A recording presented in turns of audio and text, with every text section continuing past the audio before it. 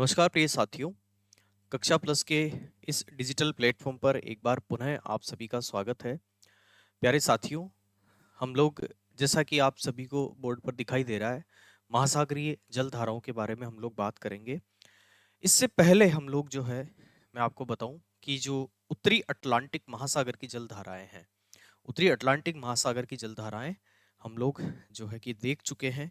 और जैसा कि आप सभी को विदित है कि यहाँ से जैसे आपके जो 0 डिग्री लाइन है, विषुवत रेखा जो है वो यहाँ से गुजरती है। और हमारे पास में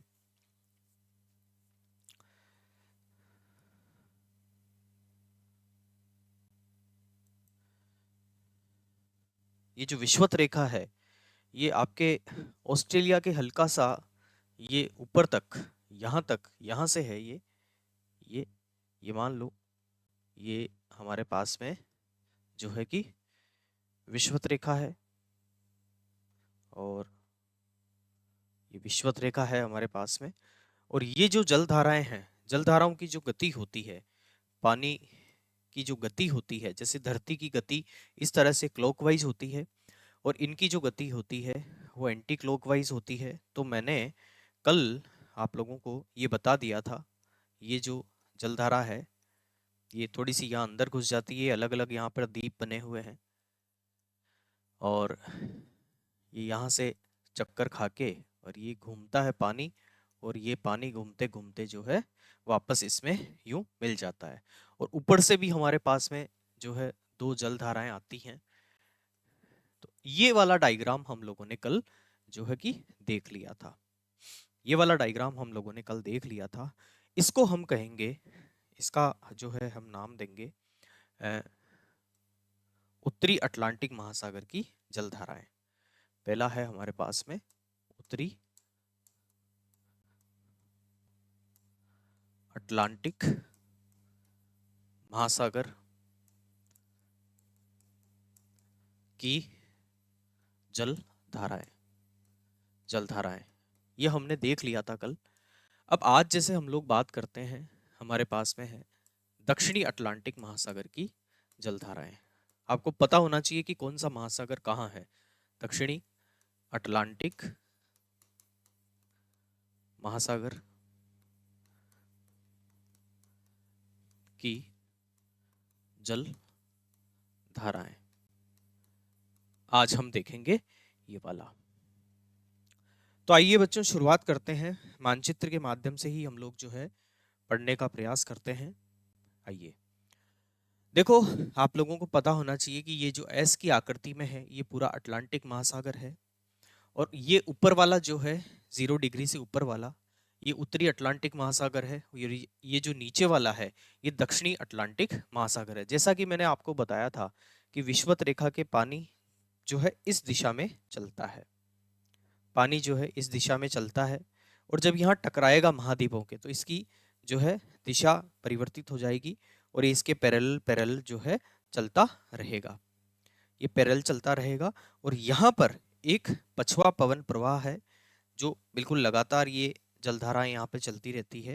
ये ठंडी है, ये इसके प्रभाव में आएगी, ये पानी इसके प्रभाव में आएगा और इसके पैरेलल यूं चलता रहेगा।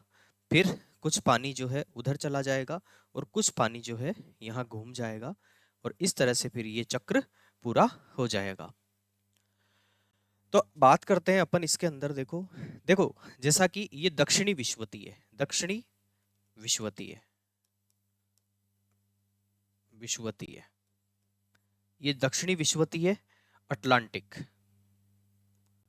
अटलांटिक, ये दक्षिणी विषुवतीय अटलांटिक है। मैं इसको थोड़ा बड़ा करने की कोशिश करता हूँ।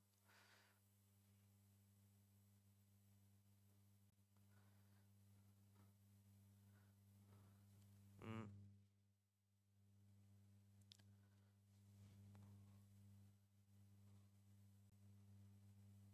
एक सेकेंड।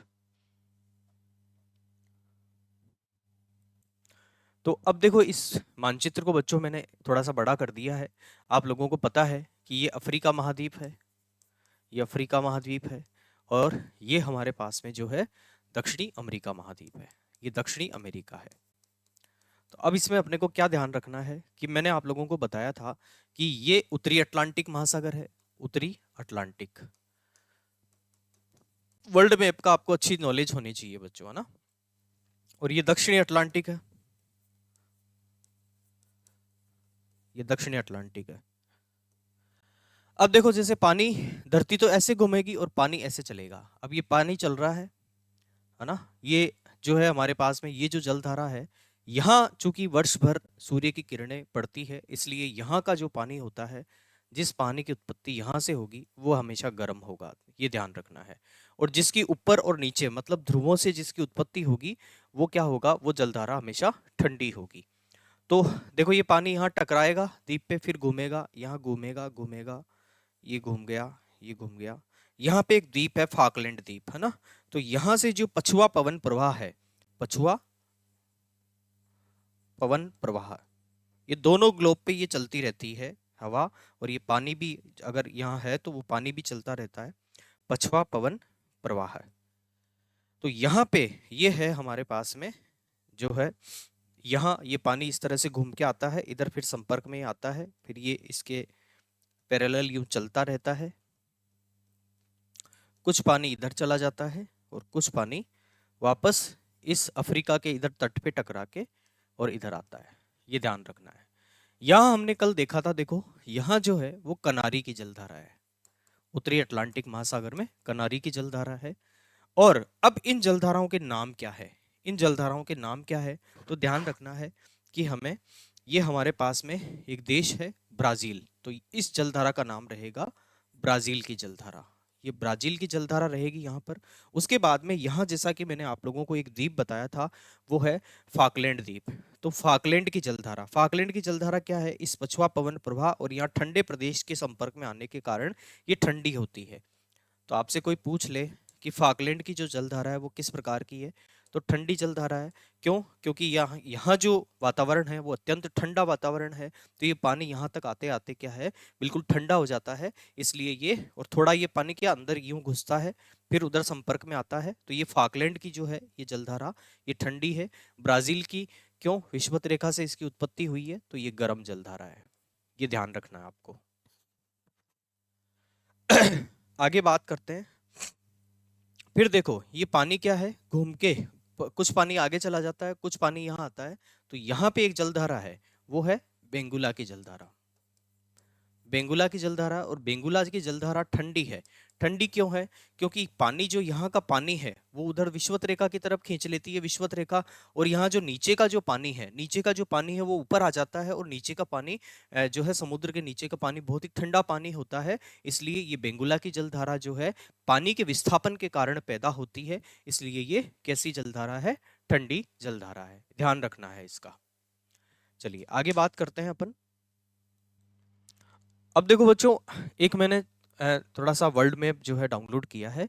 अब इस वर्ल्ड मैप के अंदर थोड़ा सा आप लोगों को और समझना है। देखो मैं आपको बताना चाहूंगा कि उत्तरी अटलांटिक महासागर की जलधाराएं हमने देख ली है, दक्षिणी अटलांटिक महासागर की जलधाराएं भी हमने देख ली। एक हमेशा आप लोग एक चीज ध्यान रखना कि जब जब ये जो पानी है ये इधर से घूमता है, इधर से घूमता है, ये घूमा, ये घूमा, ये पछुआ पवन प्रवाह के इधर संपर्क में आया, कुछ इधर गया, कुछ इधर आया, तो यहाँ पर हमेशा जो भी विषुवत रेखा के पास में यहाँ पर जो भी जलधारा होगी जो वापस जाके विषुवत रेखा में मिलेगी, तो यहाँ पर जिस भी महाद्वीप में, जैसे यहाँ की है तो वो पानी के विस्थापन के कारण पैदा हुई, यहाँ जो थी वो भी पानी के विस्थापन के कारण पैदा हुई, आगे इधर भी इन महाद्वीपों में भी जो है पानी के विस्थापन के कारण जो भी जलधारा की उत्पत्ति होगी वो हमेशा कैसी होगी, ठंडी होगी, ध्यान रखना है इसका। जैसा कि आप यहाँ पर बताइए कि यहाँ पर कनारी की जलधारा थी, यहाँ पर कनारी की जलधारा थी, यहाँ पर जो थी बेंगुला की जलधारा थी, यहाँ बेंगुला की जलधारा थी, है ना। नारी किस पे बैठी है, बगुले पे बैठी, नारी ऊपर ही बैठेगी, बगुला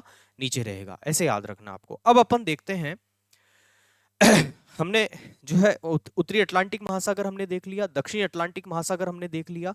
अब अपन देखते हैं जो है उत्तरी प्रशांत महासागर। अब उत्तरी प्रशांत महासागर को आप देखिए, पानी का प्रवाह वो वैसे ही रहेगा, कैसे रहेगा, वो ऐसे ही, दिशा यही रहेगी। दिशा कौन सी रहेगी, पूर्व से पश्चिम।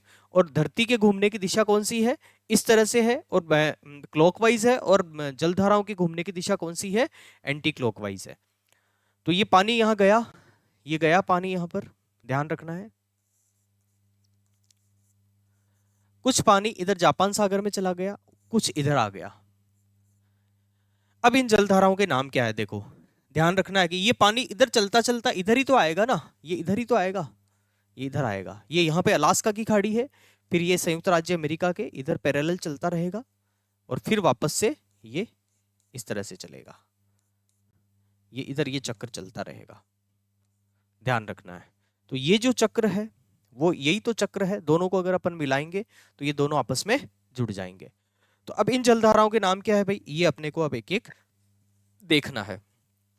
देखो ध्यान रखना है कि ऐसी जलधारा, जो जलधारा यहां से चली, जैसे उत्तरी प्रशांत महासागरीय जो जलधारा है, विश्वतीय जलधारा है, ये गर्म रहेगी हमेशा, ये ध्यान रखना है कि उत्तरी प्रशांत की जो जलधारा है वो गर्म रहेगी।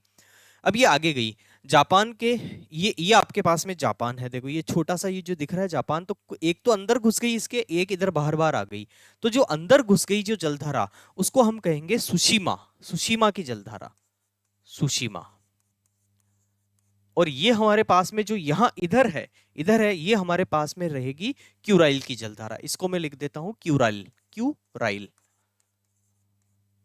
क्यूराइल रहेगा, है ना, क्यूराइल, क्यूराइल की जलधारा रहेगी, ये ध्यान रखना है। ये इधर जो बाहर है ये तो रहेगी क्यूराइल की जलधारा, और इधर ये जो जापान सागर के अंदर जो एंटर हो गई है वो कहलाएगी सुशीमा की जलधारा, उसको कहेंगे सुशीमा की जलधारा। क्यूराइल और सुशीमा दोनों नाम आप लोगों को जो याद रखने हैं, सॉरी क्यूराइल नहीं, क्यूरोशिबो, क्यूरोशिबो कहेंगे उसको, माफी चाहता हूं, उसको हम कहेंगे क्यूरोशिबो। क्यूराइल की अलग जलधारा है, ध्यान रखना है। हाँ, क्यूरोशिबो ये 0 डिग्री मैंने आप लोगों को बता दी थी यहां पर, और ये पानी जैसे यहां चलेगा,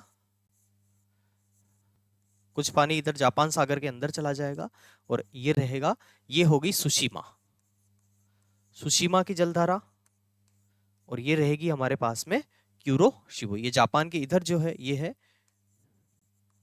क्यूरोशिबो, क्यूरोशिबो, ये ध्यान रखना। अब देखो आगे ये ध्यान रखना कि ये ओखोटस्क सागर है, यहाँ पे आप लोगों को छोटा सा एक दिखाई दे रहा होगा, वरना आप एक एटलस जो है आप लोगों के पास में होनी चाहिए जिसमें विश्व के जो सारे मानचित्र वगैरह होते हैं। तो ये ओखोटस्क जो है, ये यहाँ पर ये जो रूस का क्षेत्र है, ये ओखोटस्क, यहाँ से एक जलधारा की उत्पत्ति होती है, और उसके बाद में यहाँ से ये अलास्का के बीच में से और यहाँ से एक जलधारा की उत्पत्ति होती है, मतलब यहाँ से होती है और एक इधर से जलधारा की उत्पत्ति होती है। तो ये ध्यान रखना है अपने को कि ओखोटस्क की जलधारा है, ये कौन सी आ जाएगी हमारे पास में, मैं तीर का निशान बना के लिख रहा हूं यहाँ पे,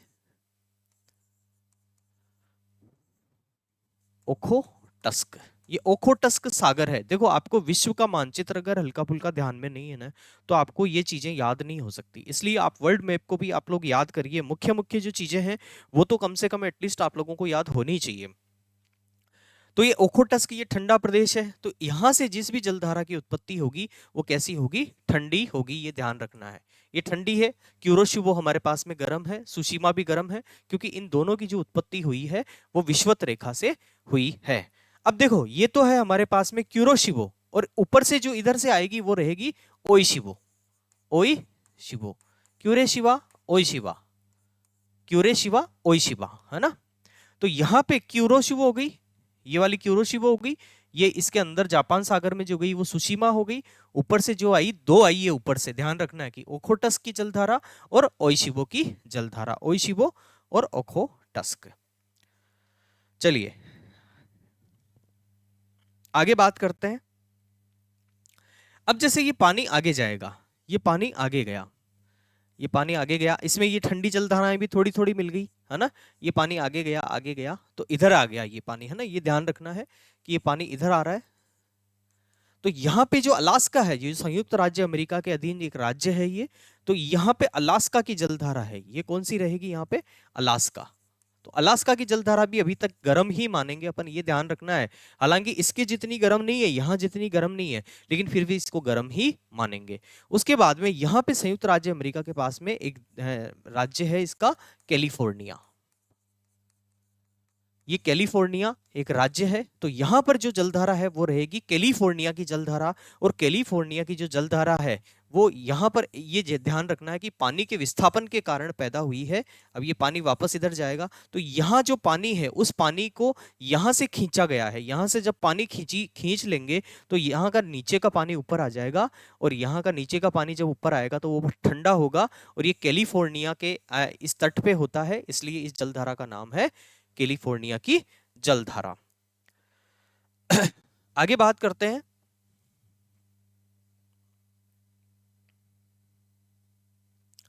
अब आप समझ गए होंगे कि देखो इसके अंदर ये प्रशांत महासागर है, ये इधर भी प्रशांत महासागर ही है, इसको जोड़ेंगे दोनों को तो एक ही हो जाएगा। तो यहां से जलधारा चली उत्तरी प्रशांत महासागरीय जो जलधारा है, विश्वतीय जलधारा है, वो गर्म रहेगी।